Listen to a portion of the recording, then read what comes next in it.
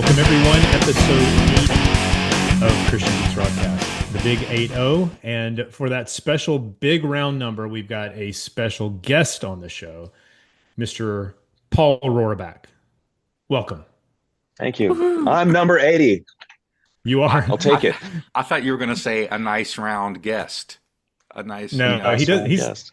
He's he not. doesn't We've look had that round. He doesn't look that round. no, no. He's Oh, very well, that's why I'm fit. cut off here. Yeah, I'm actually quite. You're like a gourd. You're shaped like a gourd. Got these little skinny No, arms, and but yeah. So Paul, if you don't know the name, he's a renowned musician and probably most known for his drumming. We'll get into the timeline of this, but you played with BLOODGOOD a little bit in the early '90s, and then you started Grammatrain, and you were in Grammatrain for the full existence of that, and then you've done some other stuff, and you can talk about it, I guess, and then currently you have your own sort of band called PJ Bostic, where you're putting out some pretty awesome progressive music, right? thanks. Yeah, I hope it's awesome. Oh, I'm it's good I'm not stuff. allowed to say it's awesome, but I'm glad you're saying that. Thank you. I want others to say it, but No, it's good stuff. But yeah, so just to kind of get it started off, I always like asking our musician guests this question. It's like, because it's kind of, where did it start? Like, why music, and what got you started? What inspired you? Was it particular bands, or was it, did you get kicked into high school band by your parents, like I've done with my kids? What started it all? no. When I was a kid, man, I just fought tooth and nail to be around music. I begged my parents to play albums. They wouldn't get the albums out very often. My mom played piano. She played classical piano. Beautiful. She taught. Begged her to play the piano. I loved it when she'd sit and play the piano for us. And she was always tired. I'm like, Mom, please play the piano, please, please, please. Oh, I'm too tired, and but when she did, it was just amazing. When they got the albums out, they would tell us we were not allowed to touch their records, but we'd sneak in their room once in a while and throw some records on. And then finally they bought me a little tiny AM FM radio, and I carried that thing around everywhere, man. I'd go to the park, walk around the neighborhood. I just had it everywhere, listening to the hits on the radio and everything. Eventually they bought me my own record player. My older brother's the one that got me into more of the like Zeppelin and the Beatles, and I discovered bands like Pink Floyd and Rush. I was in a tree fort. I stole my brother's tape deck, and I was listening to, it was a cassette that said Tom Petty, and I didn't know that it was Rush 2112, and I thought I loved Tom Petty. I went and bought all these Tom Petty 8 tracks. That shows you how old I am. And I was 12. And then so I gave up. I just was like, okay, I like Tom Petty, but I don't know who this other band was. So when I started playing drums at 13, um, somebody recommended Rush, and I listened to him on the radio, and 2112 came on. And then when Discovery came on with his beautiful voice and the fountains in the background, I remembered it, and I was like, this is that band that I listened to in the tree fort, and that, like, it was just so beautiful to me. And from then on, I was just a huge Rush fan, which really inspired probably the way that I approach music. But that, to me, there was just something different about the kind of music that takes you on a journey, rather than the music that strictly just makes you want to bang your head. There's a time for that, and it's great, it's fun, but sometimes I want to take a journey with music. And Rush was the first band, I think, that really did that for me. Mm. And Elton John was my biggest influence. He's probably what made me want to be an entertainer. I used to think I wanted to play piano and sing, and I didn't want to be a drummer because they don't get any glory. But one day I saw this video. It was Supertramp, and the drummer was, for some reason, I was just amazed. I was so focused on him, and I went to bed that night and I begged God with all my heart. I'm like, God, please make me like that guy on the TV. Please, please make me play like that. If you do, I'll give my gift to you. And I didn't right away, but he did. He gave me a natural gift for drums. It came, you know, comparatively, it came fairly easy to me. I didn't. I think, well, maybe it's just that I loved it so much. Practicing for me has never been a burden. As I'm getting older and I'm achy now, practicing, 2, 4 hours a day is kind of a problem. But back then, man, I could go for hours and hours and hours. I loved playing the same thing over and over and over again and working it out. I was just obsessed with mastering the drum set. Very cool. So you started out with piano and other types of instruments and then moved over to drums or A little piano, I dabbled on piano. My mom would get me going, and then my problem was I would memorize the music before I could learn how to read it. And I wanted consistent lessons, but the lessons were, God bless my mom, rest in peace. She wouldn't give me lessons like I wanted. Like she'd give me a lesson, and then a couple of months later she'd give me another one, and I'm playing, putt putt putt putt putt putt putt goes the little speedboat, and you memorize that in 5 seconds, and then you're not reading the notes anymore. And then she'd show me something else and try and teach me, and then I was trying to teach myself the notes, but I just kept memorizing it by ear before I would rely on the notes, and so it just it didn't work for me, and so I had to just be more of an ear player. When I started playing drums in school, then I grasped time, and I can read notes like I can't read like a piano scale, but I can read the notes. I'm very good with just the time of it, like snare drum and stuff like that. so Yeah, so I think we're about the same age, and I don't know if this is, it sounds like it's more because your mom played the piano, but I remember in those years, everybody started with piano. Mm. Like I don't know if you remember that, but it seemed like anyone, if any kid wanted to ever learn an instrument, their parents were like, "Well, what you need to learn piano first." Like that was Yeah. that was a very common thing because I wanted to learn the guitar, and I was really gung ho about learning the guitar, and my mom was like, "Well, you need to learn how to read music and play the piano first." And it just didn't take because I was 10 years old and I didn't care about the piano. I was like, no, I don't want to do this. My brother, however, became very good at the piano at a young age, and he's just a more gifted musician in general. So then when we picked up guitar together, he just, he really went for it. So what did your mom think about, like, how old were you when you were doing 8 hour sessions of just playing the same thing over and over again on the drums? That's not a quiet activity. Like, where did Mm-mm. you do No. that? And how did your parents feel about that and all of that? Well, we moved into a cabin when I was 13. We moved to a beach. The first cabin we lived on was literally on stilts. And when you'd roll over in your bed, the whole house would kind of move. And then we moved into a cabin also down the beach. We had some property, and you could see the light coming through the slots. And I'd be up there with my drums, and they'd be downstairs. So first of all, when I told him that I wanted to be a drummer, my mom said no. My dad said yes. So Mhm. thank you, Dad. Thank you. And they bought me a snare drum, and they couldn't keep me off it, but I couldn't really play it a lot when they were home. I always had to do it. I'd come home from school, and what used to be frisbees and the ironing board and my mom's paintbrushes was now my snare drum. I would just play that thing for a year and a half. I had just a snare drum.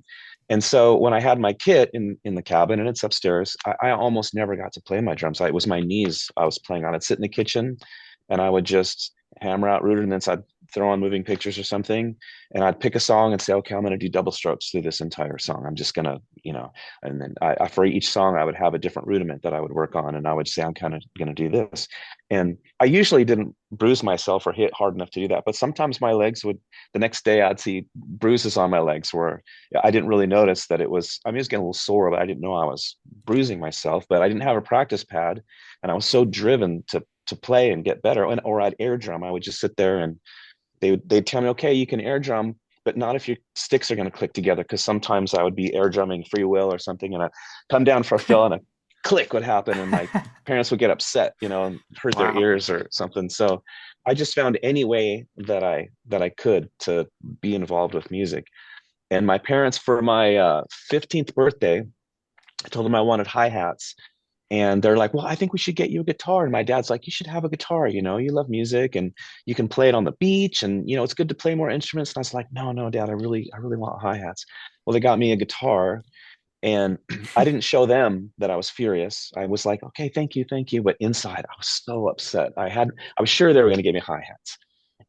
But it was the best thing that they ever did for me. Because, even though I only dabbled with it for, a good 15, 20 years, I just picked it up. Sometimes a month, 6 months would go by, maybe even a year that I wouldn't play it. I only got real serious about it maybe 15, 20 years ago. The longer I've played, the more serious I've gotten about it. But yeah, I'm so grateful they bought me that guitar because it just introduced me to it at least. Hmm. And I'm curious what you think as far as, do you feel like that there's some wisdom? Do you feel like your parents had some wisdom in trying to get you to start on piano? Do you Oh, feel like that gave you a good foundation for a guitar? Or? yes. I totally relate to what you're saying. Yeah. I was just a dumb kid who was stubborn. No, I don't, Mhm. but looking back, there are parts of me that wishes I hadn't been so stubborn. I'm like, man, I would love to be able to, especially as I started to do more demos of songs that I would do. And I was like, man, it would be cool to have a nice little piano part here. But I just, I never put the time in to learn the piano or keyboards well enough and be able to read music and be able to pick that stuff up really Mhm. quickly. And yeah, I regretted, we talked about regrets before we started Yeah. playing, I mean, recording, but yeah, just I always regretted not putting that sort of time into. I mean, I did put a lot of time into the guitar and then the bass and then to some degree the drums, and rhythm, but and singing and songwriting, but never the piano. And I do regret that I didn't have at least like you're Yeah. saying that good foundation. I'll bet nobody has ever regretted learning an instrument. I've never heard anybody say, Hmm. "Man, I really Right, regret learning the right, guitar." If anyone out there's thinking about picking up an instrument, I would like to encourage you, like, pick it up. You will not ever regret it. right. Even at our old age, I would still say the same thing. Heck yeah. Even at an older age, and like you don't have Mhm. to be 15 for that to be true. You I see can that still No, right learn. that there? what's that? That's an acoustic guitar right there that my wife bought me a few years ago, and I've still like I pick it up every now and then, but I haven't truly learned it. So I'm keeping it there just to kind of remind me that I need to pick it up, and that very Is thing. It's it like I'd I love. can't see it because it's blocked from my vision, but is it in a case? Yeah. Yeah. So Can if I you're on YouTube, can I tell you what I tell everybody? Get a guitar stand, take it out of the case, Mm-hmm. and set it somewhere where you'll just pick it up, because it's so much. Even grabbing the case and having to open it is enough to make you not do it. If you Mm-hmm. take it out of the case and put it on a stand, put it by your bed is where I put mine. And I tell myself, I go to hmm bed and I'm like, okay, I only have to noodle on this thing for a minute, and if I'm not into it, I'm tired, I can just go to bed. And almost always I'll play for at least 20 minutes and sometimes an hour. And that could be like, hmm your workplace or wherever. But if it's on a stand and it's out, it's tuned up and it's sitting there, Yep. and you don't have to commit, just grab it and just play for a minute and put it back down if you want. I think that'll change your life when it comes to playing That's a guitar. good point. Yeah, I have a coworker who he keeps an acoustic guitar in his office, and a lot of times I'll hear something going on down, and I'll get up and go in there. He's just playing Kind away, of and he noodling. picks it up for like 10 minutes, and he puts it up, and he's good.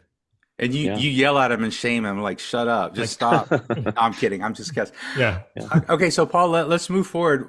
Where did you start getting into bands? And I mean, obviously, right? You're a drummer, right? So, when did you start getting into bands and playing with other people?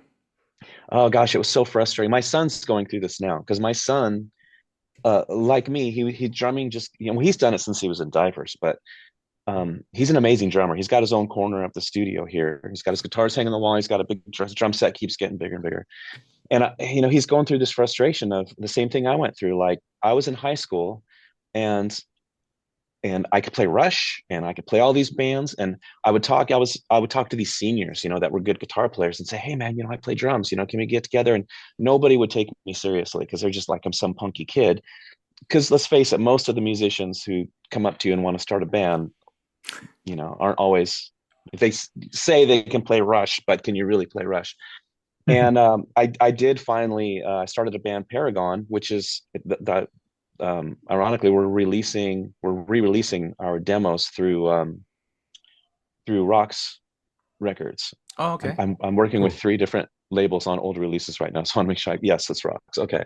The Grammatrain stuff is being released on Gurner, and the Paragon stuff is being released on rocks. And I've got some Grammatrain stuff that's being released this year through Retroactive, and and some of my own stuff too. So there's three of the indie labels that are releasing various amounts of some of the stuff that It's I've been cool. doing this year, which is great. That's cool. I've never been on vinyl before, and so this year there will be like 5 or 6 vinyl releases that I'm on. So I'm like, right on. I'm finally on vinyl. That's killer. Yeah, you'll have to let us know when that stuff comes out. We'll make sure to let everybody know. So you ended up starting the band Paragon, and Mhm. how long did that go on? So Or we were not a Christian band in the beginning. I This is why what I'm if I can get this is why what I'm doing now is so important to me. So I was in Paragon and I was a Christian, but it was when I saw a progressive rock band that was it was a Christian band that had something to say, and I went and saw them. A friend of mine who at times he was an acquaintance, the drummer Scotty, he invited me, so I went to go see him play, and they were brilliant musicians, and their music was good. And something they said, I don't remember what. I just went up to Scotty afterwards and I said, "Man, I'm quitting Paragon. I want to play for Jesus." And I was still a mess, you know. I was still figuring out my relationship with God. I knew I loved reading my Bible, and I knew that I wanted that relationship with God, and that was about as close as I was at that point. Mm. And I was still very much in the world, you know. I had a mouth on me and a temper, and I can't remember if I was still smoking pot then or not. But um, anyway, so I quit the band, and they got a new drummer and carried on. And then their drummer didn't want to be a Christian when those guys decided that they wanted to flip the switch and be a Christian band. And so they got me back in the band. And then we ended up being the band up in on the peninsula up there that we would warm up for Bloodgood and Guardian and Daryl Mansfield and all the bands that were coming through. And we got some national recognition through, like the Pendragon and Heaven's Metal and stuff like that. And so we've had this underground following that I didn't know anything about until like the more I toured with Grammatrain and One Bad Pig and um, even playing with Triton here, people are coming up and like, "Wait, you're Paul Roraback. You're in Paragon?" And I'm like, "You know who Paragon is?" And some labels were asking me about re-releasing the stuff, and so we finally just said, "Okay, so we're releasing the stuff now." Hmm. And apparently, there's some people out there that care about who we were, and I think that's great. yeah. So, so yeah, that's kind of really what launched everything else that I did. It all started with Paragon and kind of went from there. So as far as the timeline goes, after Paragon, because I was kind of looking roughly at the order of your releases and things, and so and in my brain, I kept feeling like your Bloodgood days were post Grammatrain, but what precipitated you hooking up with those guys? Was it just sort of your familiarity and the scene up in Seattle? Yeah, they see Paragon warmed up for Bloodgood, and that's how they saw me. And then there was a point where I had gotten someone pregnant, and Paragon was taking time off. That ended up actually being the girl on the cover of Lonely House and my daughter. And I needed to figure some stuff out. And Paragon was taking some time off with me. They could have just kicked me out of the band, and said, "Dude, you're tainted," Hmm. but they loved me through it. And during that time, Les Carlson called me and said that they were looking for a drummer. And I told them what I was going through. And I said I didn't think it would be good for me to bring my problems into your band. And I said it would be a huge slap in the face to Paragon if I left them right now. And so that was when they ended up getting Kevin Whistler. And so eventually Paragon, we started doing more shows and some more music and stuff. And then I ended up moving to Seattle. So I left Paragon, left Bremerton, moved to Seattle, and I joined Craig Church from Bloodgood and Eric Wayne who ended up in Holy Soldier, the singer for Holy Soldier. We had a band called Red Rain. for a couple of years that we did a lot of writing and a lot of drum programming, but didn't do any shows. The music was good, but just wasn't really. And then Eric quit and joined Holy Soldier. And so I was taking voice lessons from Joyce Carlson, Les Carlson's wife. And Mhm. I just had a feeling this was definitely, I don't say this very often because like we talked before the program, I shy away from some of the kind of weird stuff, but God is God, and I just had a feeling. And I asked her, I'm like, so how's Bloodgood doing? Do they, in fact, I didn't ask if they needed a drummer. She just said, oh, they're doing okay. They need a drummer again, yada, yada. I was like, oh, okay, well, tell them I'm available, and I'm in Seattle. And I even told my wife, I said, man, I just feel like this is going to happen. I just knew it in my heart. And so I went and auditioned for him and got the gig and toured with them for 2 years. And the only release they did when I was in the band is To Germany with Love, the live uh, Mm. Yeah. CD from Germany. Yeah. And Michael Bloodgood had a Bible study when the band broke up in '93, the first time they broke up. He had a Bible study and introduced Pete and I. And so we just started writing music, and my brother Dalton was living with me. So it made sense to have him come down and play bass with us. And the electricity in this room when Pete and Dalton and I were playing was amazing. Like, it's just one of those things you can't explain. We were just a small, cramped basement. The ceiling was just over your head. And I remember the only song I remember playing down there is Lonely House. I remember we were playing this song, we were writing it and had this riff, and it was just amazing energy. And we practiced 4 nights a week. We ended up gigging pretty much every weekend, and we would practice 3, but usually 4 nights a week for about. I mean, we got signed in less than a year. So Mm. by the time Eddie DeGarmo saw us at a roller skating rink, we were just we could read each other well, and we had our stage presence down, and the show was just electric, you know. That's crazy. So was Eddie DeGarmo happened to be in the Pacific Northwest at a skating rink, or were you starting to tour a little bit? No, he came out to see us. We got some airplay. Uh, we did a demo with Aaron Sprinkle, and we had quite a buzz. And we had some labels calling us, and because we were, Hmm. it was an exciting time. There was no Christian grunge band signed at this point, and we were a legit Christian, Yeah. grunge band. Yeah. You guys are one And of the first for sure. yeah, yeah, I believe we were the first Christian grunge band to get signed, and so everybody wanted us. And Eddie kind of fought the hardest. And he there was a couple guys that flew out, but he flew out, and Eddie and I, I was a little afraid of signing with the label because of some of the stories that I've heard. I won't mention which bands, but other bands had told me nightmares that they've had Hmm. with record labels and how they can treat their artists sometimes. And I was scared to death of a record label, but I knew we needed one. And so um, Eddie and I kind of went round and round a little bit, but eventually he convinced me that we were in good hands, and so we signed with Forefront, and they gave us a fair deal. And for the most part, they took really good care of us. We butted heads a little bit, but that was more from me being protective of the band and being a little more, uh, instead of being grateful for the things they were doing for us, I tended to be kind of disappointed in the things that they said they were going to do or said they were going to try and do that didn't happen. And I think I spent too much time thinking about those things, and was a little ungrateful. And I really regret that. I wasn't terrible, but I was occasionally verbal about it. And I don't know that that was fair, you know.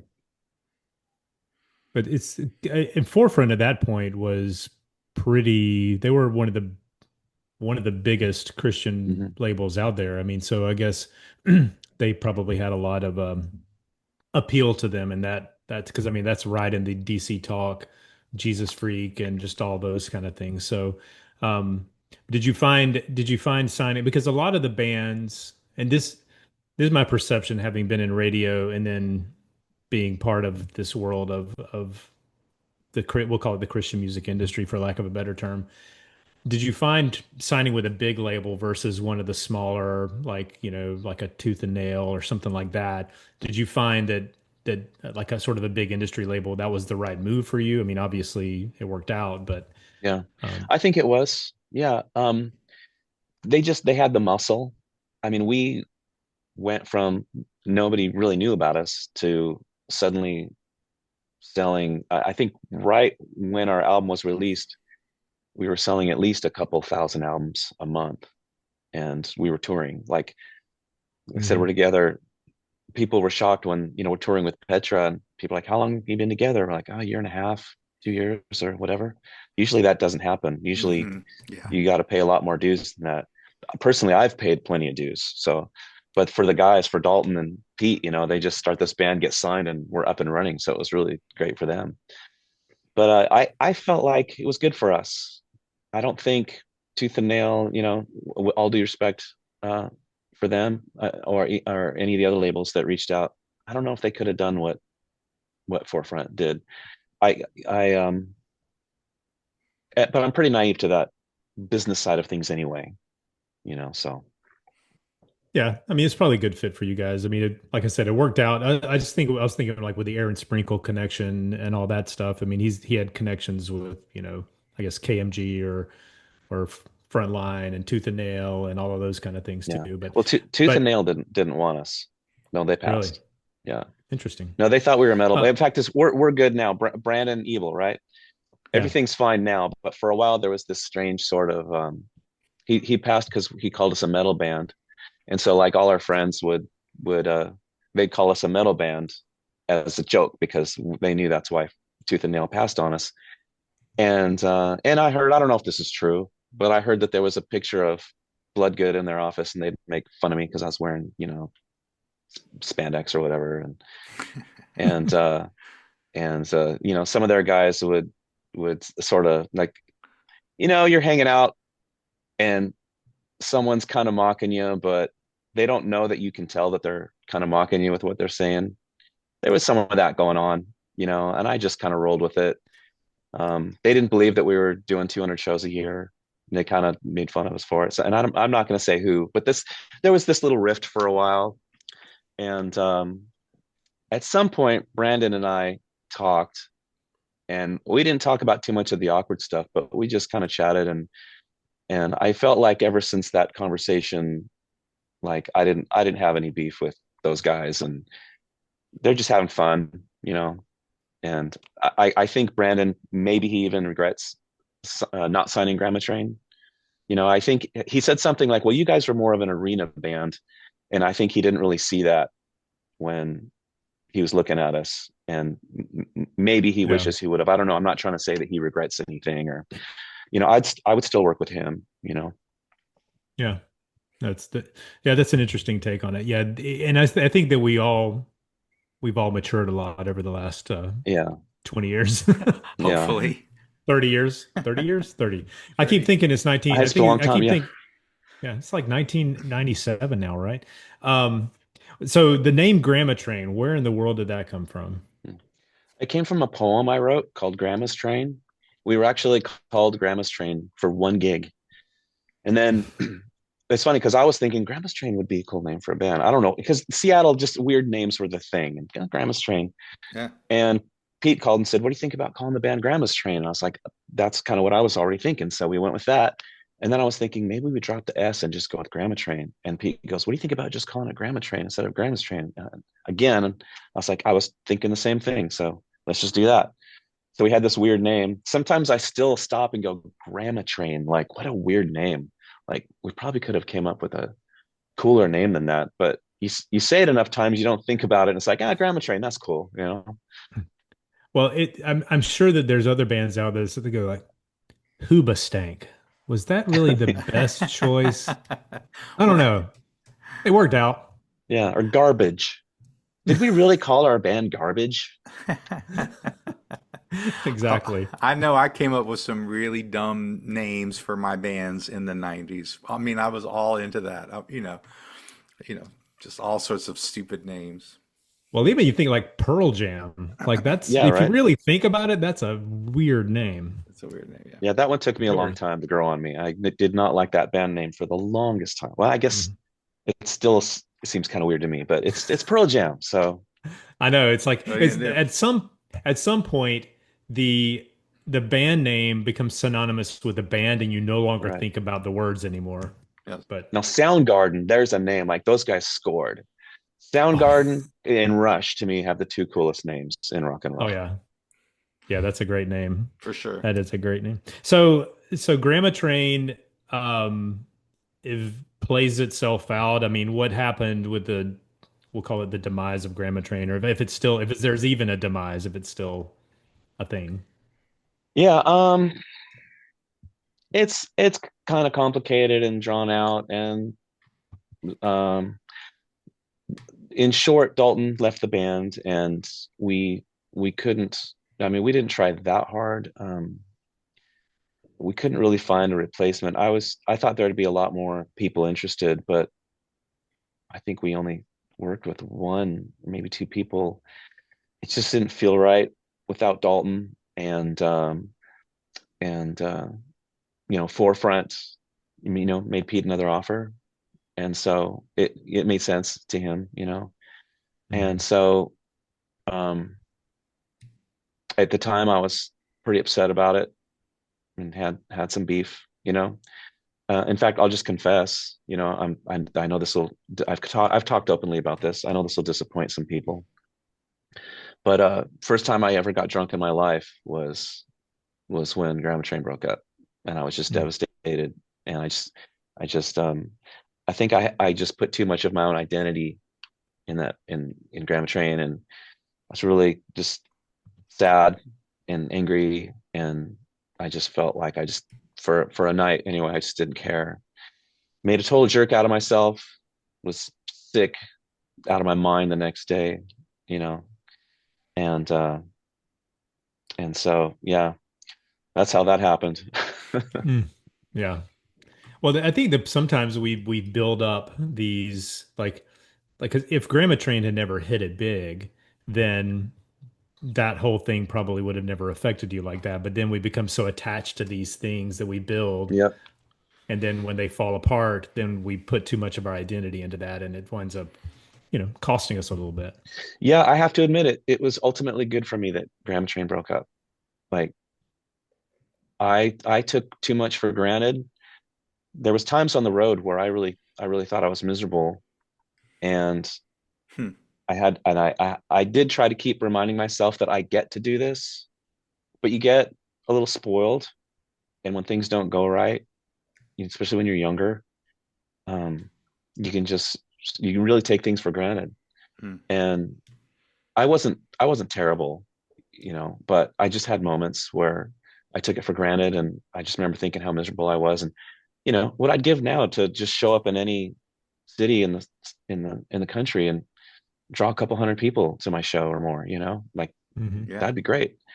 And the company that I was keeping wasn't bad. It's always hard to get along with other people, even people who are good people and you love each other very much. When you're stuck in a van on the road doing 150 to 200 shows a year, it's hard. It's really Hmm. hard. Yeah. Hmm. And nobody has any beef. We're good with each other. We're all still friends. We don't really talk a lot, but it's not because there's anything bad going on. We're just Dalton's.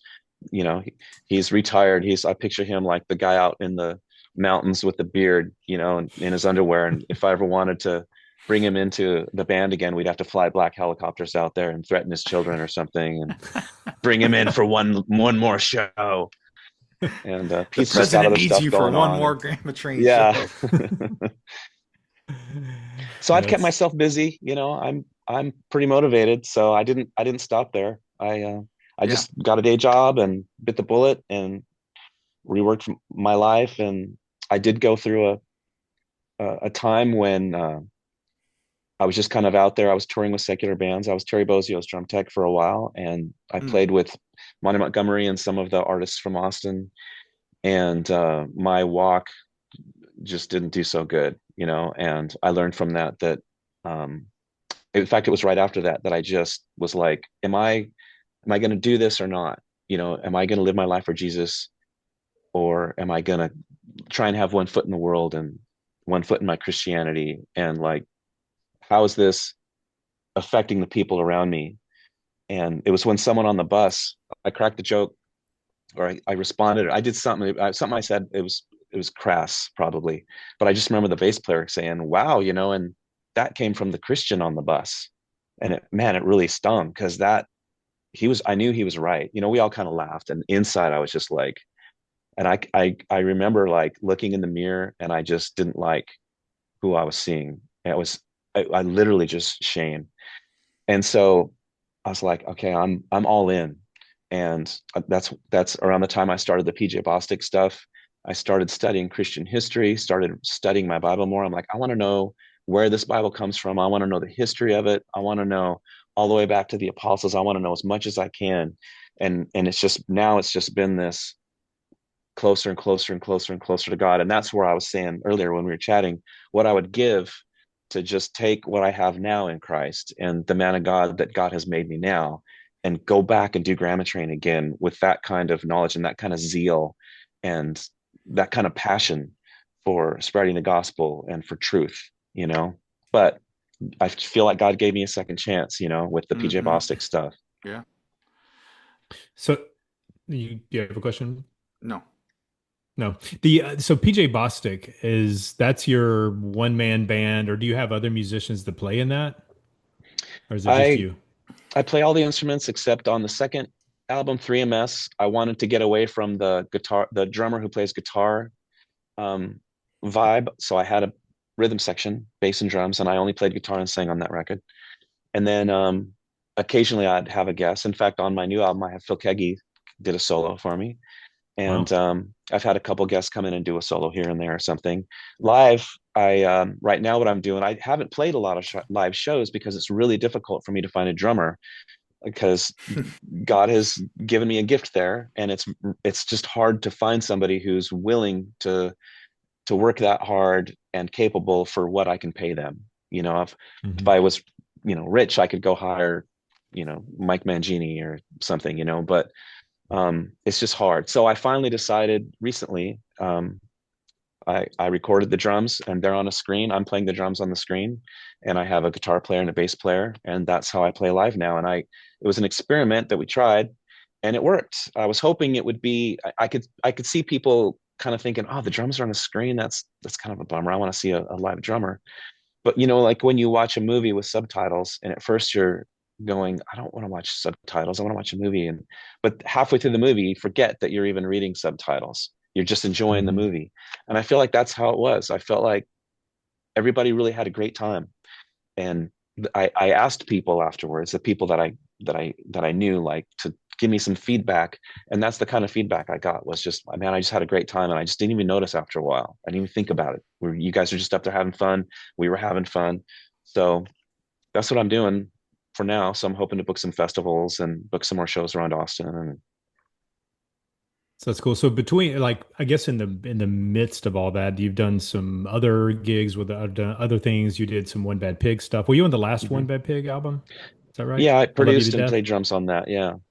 Yeah, that was that was one of those, and I've said that about the Last Galactic Cowboys album that came out. Is like that was an album I didn't know I needed until I Mm. got it, and I started listening to it, and I was like, okay, I get it now. It's not a bunch of has-beens trying to come back from the dead to get a couple of bucks. It's actually legitimately good stuff. hmm So, Yeah, when I met with them, this is my attitude with everything. And it's not because I think I'm great. I just felt like this is just my outlook. Whatever I'm doing, I want to make this the best thing I've ever done. And I said, let's make this the best pig record that you guys have ever done. I want this to be the best record, not because of me and, oh, I'm drumming and I'm producing it with you guys, but I mean for them, like, why not? If you're putting your hands to do something, why shouldn't you have that be the goal, that I'm going to make this the best of anything I've ever done? And one of the guys told me, they did look at me kind of funny, but one of the members told me later, he said, we all, kind of thought that was funny or whatever. He said, but I think that is the best pig record we've ever done. I think you were right. Like, we can do this. And so I don't know if every one of them thought that, but that was kind of the consensus that I got was, and they didn't know me that well. And I didn't want to be misunderstood. I was kind of afraid to say that, really. I didn't want them to think that it was because of me. It wasn't. Like, they wrote a good record. Paul's an mhm. incredible songwriter, and those guys have great hearts and they're talented and they got all this energy. And Hmm. So I just added my contribution to what was already great there, and did a Yeah, record. so I was afraid that that Carrie Womack was not going to be able to hold it together after all these years because I didn't know how he held it together, 30 years ago, just with his voice, his vocal styling, shall we call it. Mhm. But yeah, it sounded great. Thanks. Really good stuff.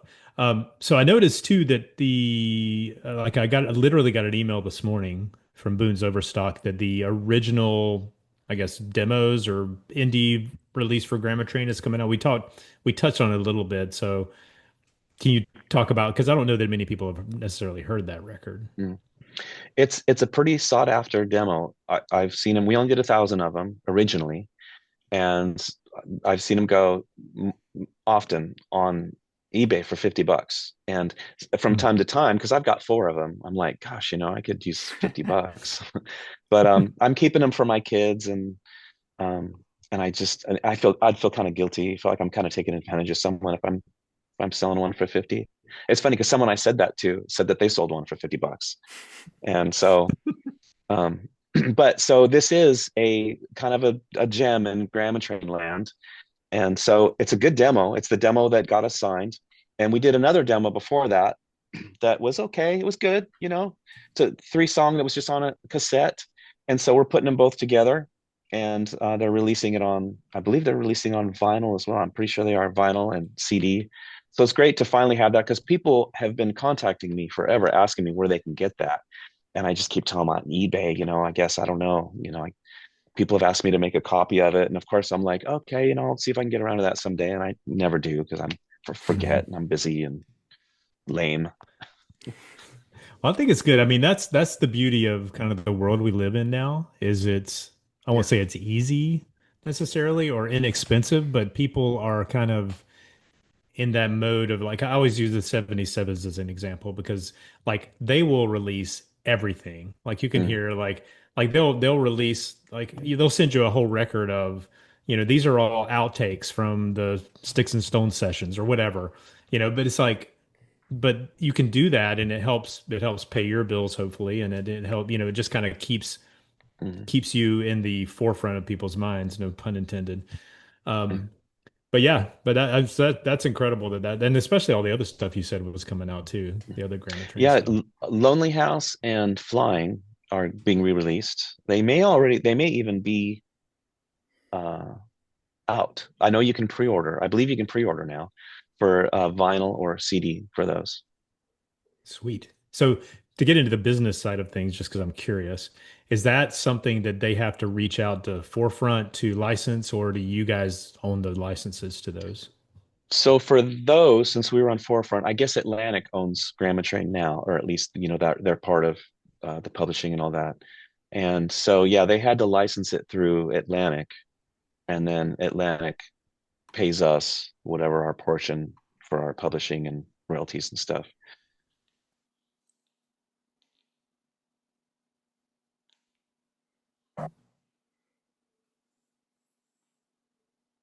Um, well, cool. Like, so I guess just kind of wrapping things up, so talk a little bit about your new album, the latest PJ Bostic, because I know it's pretty much brand new. Yeah, in fact, it's Spotify's kind of taking their time getting it out. It's been sitting in their inspection queue for quite a while now, but it's out. You can get it on my website, pjbostic.com or paulroraback.com. Um, it's the first album that I've written that I am as excited or more excited about the lyrical content as I am about the music. I I always wonder if I can come out with another good record. I'm always scared even now. Like I'm like, okay, can I top this album? Hmm. I think I came out with a nice record, and what I really like about it is I've wanted to write lyrics that are more uplifting. You know, I mean some of my lyrics have been prayers, and there's a lot of good in my lyrics, a lot of uplifting stuff, but still there's some rant, and I like I would really like to put out a worship album someday, but whenever I write lyrics for a worship album, it just comes across really contrived, and I just am not gonna. release something that doesn't sound genuine. When I read them back, I'm like, it's just force. I'm just forcing a worship album here, and it doesn't come as naturally. And the lyrics for this album were written in a time I was going through something really difficult, and the Lord really blessed the decisions I made uh, to just take a bigger step in my walk with Christ. You know, I left a church I was at for 18 years that was my family, you know, and I loved them very much. They were very good to me, but their theology was becoming very liberal and just not biblical, becoming politically correct. And when I realized I needed to go, it was really hurting, and I was afraid to leave because I didn't know if I would find family again. And they took good care of me there, you know, and I left. And when I did, my walk with Christ just took off. Like I didn't realize how much going there was holding me back from really growing in Christ. And so I'm at Hope Rock in Lakeway now, and that's been a really good church for me. And you know, there's all we don't agree on everything, but that's okay. And Hmm. but it wasn't just that I found a good church. It's just that I found a church with people who are really serious about getting into the deep, you know, delicious wisdom of Scripture, you know, Mm. and taking your relationship to a whole nother level instead of more of a cultural kind of checking the box. And I don't mean to say that about the church that I left. I mean, there's some really wonderful, beautiful Christians there, but there is a little bit of a atmosphere there that felt a little more like this to some there is kind of a club, you know, and they were just following wherever the pastors were leading them. And I believe they were leading them down, not, they haven't gone completely off the rails. They kind of more do that in their private when they have their classes, and then they get kind of off the rails there. But um, so I just surrounded myself with good people. For the first time in my life, getting up at 6:30 in the morning to go to men's groups. I used to laugh when someone would say, "Hey, Paul, we're gonna have a men's group. You know, you want to come a prayer?" I'm like, "Yeah, when is it?" You know, thinking it's in the evening. Oh, it's 6:30 in the morning at such and such. No, I'm not getting up at 5 o'clock in the morning to go to a Bible study. No, no, no, no, no. You don't know who you're dealing with here. But I started doing that here, and it's been great. So um, and that would be my encouragement to anybody. If you're in a church where you're not growing, find somewhere where you're growing. Find somewhere you can surround yourself with good people, and that once a week, whether it's a home group with your family, your wife, or whether it's a men's group or a women's group or whatever, make the commitment to do that kind of thing, because it's important to surround yourself with those Yeah. people and get to know those people, and you dig into the word and study it, and you just glean so much more from it that sticks with you and you remember than Yeah. when you just show up for church and go home and read your Bible a few times a week. Yeah, I So think. getting back to the record, that's Yeah. uh, for the first time, I feel like I wrote lyrics that someone could sing while they're driving the car, sing down the road, just this joyful, like, there's just some positivity there. There's just the goodness of God and the healing, and don't give up. We're at war, but it's not over. We are victorious, but this war is not over, and we need to keep fighting. We need to keep praying. We need to lock arms. And if all of us were praying, think about how many Christians there are in the United States. And I'm one of these people that needs to pray more. If we all just committed to praying for our country, for the world, and just for the well-being of just the state of our nation and stuff, I really believe God would move if we were just more united in our effort to get on our knees and pray. And I'm in and out of that. I'm always in prayer, but like I'm in and out of that prayer warrior phase. Maybe when I'm an Mhm. old man, I'll be like that, the old lady that's the prayer warrior. But that's who I want to be now. Mm. Yeah. No, it's I'm trying to make this concise in my brain. So about a year and a half ago, 2 years ago, God led me and my family through some transition out of what we were it wasn't as much of like we didn't agree with the church or whatever. God just called us to something different and new, right? And and I was, I was asking God questions. Okay, I was doing this as a pastor and I was doing that, and what do you want me to do now? And he said, fall in love with the secret place. He said, fall in love there. Like, come back to that. And I, because I had been used to being in front of people, you just, you know what I'm saying? And so so I totally agree with you just in that if more Christians would pray like we're called to, I think we'd see more things than we understand. Um, Hmm. and not that activity or doing things is wrong by any stretch of the imagination. It's just we're so quick to do our thing instead of realizing the sort of power that we have in something that seems so simple, but is, the more you read about it in scripture, like you're saying, the more you dig into that richness and go, oh, there's something more here than just I, you know, I ticked off my quiet time this morning. There's something more here. Hmm. So I really appreciate that. Well, yeah, and I think about, I mean, I don't often bring I work for In Touch Ministries, which was founded by Charles Stanley. And in Charles Stanley, his study, you can go into his study. He passed away a couple of years ago, but he literally had a prayer room built into it so that he would go in and just lay down Mm. on his face before God on a daily basis and just kind of surrender. And of all people, it's like, he's in front of millions of people every week, but it's like he still took the time, turned the lights out, get down on his face. And that's one of those things that it's even after working there as long as I have, I still have trouble, you know, adding that to my day. It was like if he can take his time out to do that, Right. what could I do? Yeah. Yeah, I've kind of looked at it like tithing my time even. I don't know if that's officially a thing, but I just when I come out here to work in the studio, before I work, I have to spend some time with the Lord. And I go and I lay down, I just put my face where people's feet go. And I'm like, this is God's time. And I ask God to one of the things I ask him for is just to bless whatever it is that I put my hands to do out here. And it's not like if I do this for God, he's going to do that for me.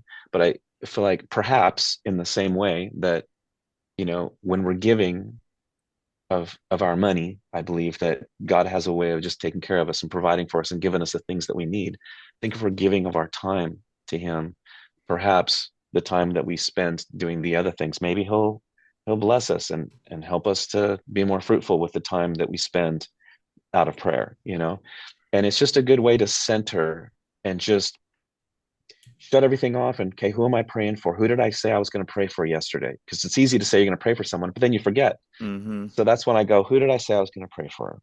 All right. And what are my kids going through right now? Which one of my kids, who do I need to pray for? And, where am I hurting or how do I, you know, can I pray to bless somebody or heal somebody or whatever? And so, Yeah. yeah, it's just a great way to center and start your day. Mm-hmm. Oh, that's awesome. The album is Hope in the Winter Stage. And is Hope does that word have a lot of, is it loaded because of the church thing, or is it because you're now or is it? No, it's just, yeah, I feel like our nation and maybe the world, we're just in this winter stage. Mhm. And, nations and I think the world in general go through these seasons. And it just feels like we're in this dark era. And there's still hope. It can be really easy to look at how things are going politically, spiritually. There's a lot of terrible things going on. There always has been. Maybe a lot of it we have more access to. So not only I think are things getting crazy, but we also have more access to the things that are going crazy and seeing what's going on. Yep. And in the midst of that, we have hope because we have Jesus. And there's a song. Sometimes I find myself down and I just can't help the sorrow. Um, I just can't hide the sorrow. I can't remember my own words. Um, but what was it? Gosh, I can't even remember my own words. But basically, it's just the healing comes tomorrow. I'll find my. I don't know my lyrics right now. Um, but I'll I'll survive my desperate hour because healing comes tomorrow. And so just in that moment of being desperate, whether it's being overwhelmed because of what's going on or there's something going on in your life financially or whatever, just you will overcome that desperate hour because the healing does come tomorrow, whatever that means. You know, God, whether it's God carrying us through it or God fixing it, but that healing is there, and that the power of God is there if we reach out and we want it. That's awesome. That's really good.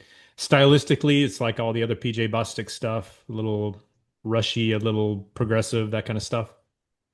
Yeah, it's got its own flavor, but it's progressed since the last album, and I um, hopefully that'll always be the case. I don't do it intentionally. I never know what my album's going to sound like. I always have in mind, okay, this album, I think I want to go in this direction and I want to do this, and it never comes out that way. I get my phone out and see what I've been singing into this thing in the last couple of years, and 90% of it's garbage, and there might be like 10 or 15 little ideas in there that are sharp, and I'll grab those and build off of those and start singing melodies to them and sing what comes out. And if I need to go to my journals to get a few lyrics, I will, but usually it just sort of comes out with the song as I'm writing the melodies. Very cool. Well, I think that about wraps it up. Any final thoughts from either you, Britt, or Paul? I'd just like to say thank you for having me. Yeah, man. Appreciate you guys Well, giving me your time here. yeah. Well, I know that your words will resonate with our audience. Just not only because of the music that we've listened to over the years that you were a part of, a big part of, but also, I think we've had some good conversation about some other things too that Yeah. hopefully will resonate with people. Yeah. It was really good. It was really good to hear about your journey, Paul. I really appreciate it. Thank you for Thanks. sharing. Sure. Yeah. So the new album is Hope in the Winter Stage. You can get it at pjbostic.com or probably on Spotify one day. And I know you can get it on, I've seen it on Apple Music, so I know it's there. Yeah. But as we always tell people, it's like if you really want to support the artist, if you really want to support Paul, go to his website, buy it there, Yep. because otherwise it's going to take you about 75,000 listens to each song for him to get the amount of money if you just download it for $10. Yeah, for Yeah. sure. Yeah, So and us artists, we really do appreciate it. This is all I do. So I do appreciate that. Thank you. yeah, Awesome. man. So, Good to know. well, thanks a lot, Paul. Paul Roraback. Make sure you check out his stuff, and we'll be back again with a new episode very soon. Peace out, Thanks, everybody. guys. Peace out.